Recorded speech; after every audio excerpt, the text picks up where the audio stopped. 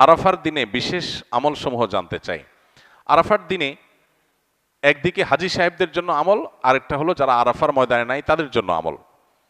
যারা হাজী সাহেবরা আরাফার ময়দানে অবস্থান করছেন তাদের জন্য ওই দিনের সবচেয়ে শ্রেষ্ঠ আমল হলো লা ইলাহা ইল্লাল্লাহু ওয়াহদাহু লা শারীকা লাহু লাহুল মুলকু ওয়া লাহুল হামদ ওয়া হুয়া আলা কুল্লি শাইইন কাদির।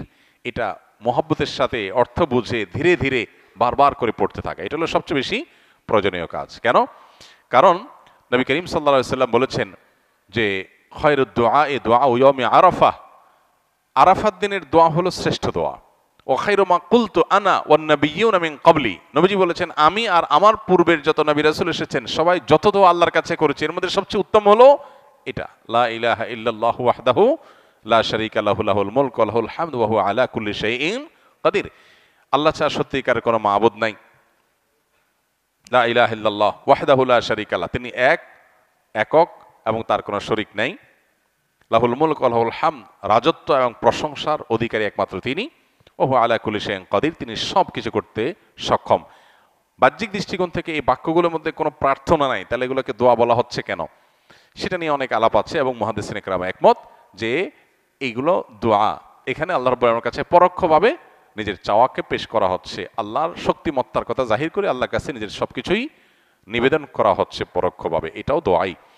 তো এটা হলো আরাফার ময়দানে যারা হাজির অবস্থান করবেন তারা সবচেয়ে বেশি পড়বেন।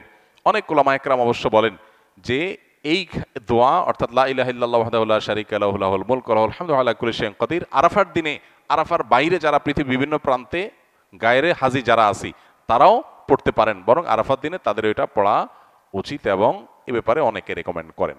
তাহলে একটা করণে পেলাম লা ইলাহা ইল্লাল্লাহু ওয়াহদাহু লা শারীকা লাহু, এটা পড়া। এবং আরাফাতের দোয়াকে সবচেয়ে শ্রেষ্ঠ দোয়া বলা হয়েছে, এই জন্য হাজী সাহেবরা বিশেষ করে যারা সেখানে অবস্থান করছেন ওই দিন একবারে সূর্য ডুবা পর্যন্ত, জোহর থেকে নিয়ে সূর্য ডুবা পর্যন্ত পুরো সময়টা দোয়ার ভিতরে ডুবে থাকা, এটা হলো সবচেয়ে বড় কাজ। আর যারা আরাফায় নাই, আরাফার বাইরে আছে, যারা হজে যাচ্ছেন না, তারা আরাফার দিনটাতে তারা রোজা রাখবেন। আরাফার দিনের রোজা নিয়ে আমাদের দেশে প্রতি বছরই গন্ডগোল বা মত পার্থক্য দেখা দেয়, কোন দিন রোজা রাখবো? এটা কি হাজিরা অবস্থান করছে ওই দিন, নাকি আমি যে দেশে আছি সেই দেশে যখন জিলহজের 9 তারিখ হবে? তো এটা নিয়ে উভয় পক্ষেই দলিল আছে, যুক্তি আছে, দুই মতেরই সপক্ষে আলেমদের বক্তব্য আছে। সেক্ষেত্রে তুলনামূলকভাবে আমি যে দেশে আছি সেই দেশে জিলহজের 9 তারিখটা হলে সেটাকে আরাফার দিন হিসাবে, আরাফার দিন যদিও বাহ্যিকভাবে মনে হয় যে আরাফার ময়দানের সাথে সংশ্লিষ্ট, কিন্তু আসলে এই যে দিনগুলা ইয়াউমুত তারবিয়া, ইয়াউমে আরাফা, ইয়াউমুন নাহার, ইয়াউমুত তারবিয়া বলা হয় জিলহজের 8 তারিখকে, ইয়াউমুল আরাফা বলা হয় জিলহজের 9 তারিখকে, ইয়াউমুন নাহার বলা হয় জিলহজের 10 তারিখকে। এখন এই নামগুলো যদিও হাজিদের হজের সাথে রিলেটেড, কিন্তু হজের বাইরে যারা আছে তাদের জন্য আপনার ফিকহের কিতাবগুলোতে বিভিন্ন দ্বীনি কিতাব পুস্তকে ইয়াউমে তারবিয়া, ইয়াউমুন নাহার বলা হয়েছে। এর মানে এটা না যে হাজিদের সাথে মিল করতে হবে, যে দেশে যেটা হবে সেটাই প্রযোজ্য হয়। তো সেই আলোকে ইয়াউমে আরাফা আপনি যেখানে অবস্থান করছেন সেখানকার 9 তারিখ হিসাবে রোজা রাখতে পারেন। যদি আপনার কাছে বেশি মনে হয় যৌক্তিক যে না হাজিদের অবস্থানের সাথে মিল করে রাখাটা, যেহেতু নামের মধ্যেই ইয়াউমে আরাফা আছে, অতএব ওইটা আমি রাখবো, তো সেক্ষেত্রে আপনি সেটা করতে পারেন, কোনো অসুবিধা নেই।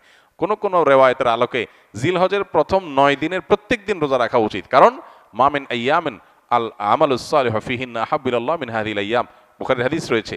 এই দশকটাতে এমনি নেক আমল করা উচিত, অতএব নফল রোজা আপনি প্রথম সবগুলো দিন রাখতে পারেন, তাহলে আর কোনো ইখতিলাফের ঊর্ধ্বে এমনিই উঠে গেলেন।